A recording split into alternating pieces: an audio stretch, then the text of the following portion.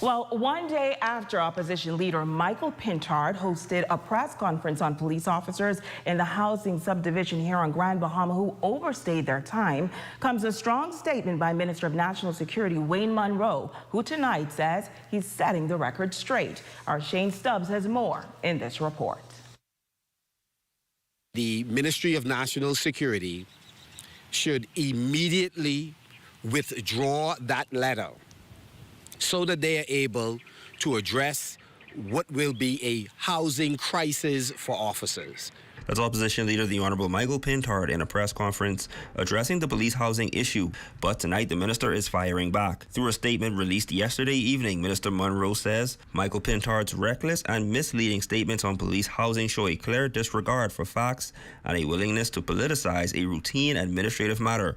Before making baseless claims, he should have done his due diligence and sought the truth instead of irresponsibly spreading falsehoods. The facts are clear. No police officer has been forced onto the streets. The housing assessment applies to officers who have lived in government-provided rentals for at least 5 years, some for as long as 2 decades, at the expense of the police budget. Every officer was given ample notice and multiple options. Officers received 3 to 6 months notice to transition to private accommodations. If additional time was needed, they were instructed to make a formal request. Not a single officer has submitted such a request. The Commissioner acted within the law and long-standing policy. The force's standing orders outlined the rules regarding housing, and officers who were unaware of them were provided copies.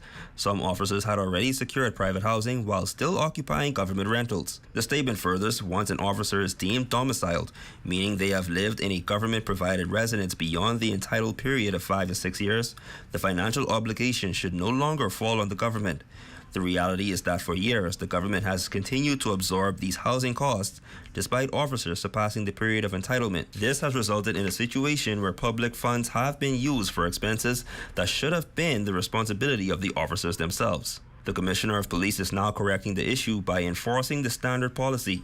Once an officer is deemed domiciled, they must either assume responsibility for their housing costs or relocate. Officers have been given 6 months to make their arrangements. The government has also forgiven the financial obligations that officers should have assumed long ago, a move that underscores fairness, not hardship.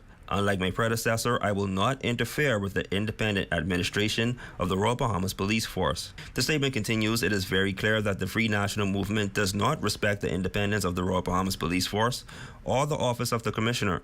Instead of consulting or seeking to understand the matter, they resort to making foolish and irresponsible commentary. Pintard's decision to ignore the facts proves that his goal was never to advocate for the officers, but rather to manufacture controversy for political gain. This kind of reckless behavior from the leader of the opposition is not just irresponsible, it is dishonest. The government remains committed to ensuring that public resources are used fairly and effectively while supporting the men and women of the Royal Bahamas Police Force. We will not be distracted by political gamesmanship, nor will we allow misinformation to go unchallenged. For the Bahamas Tonight, the Northern Edition, I'm Shane Stubbs.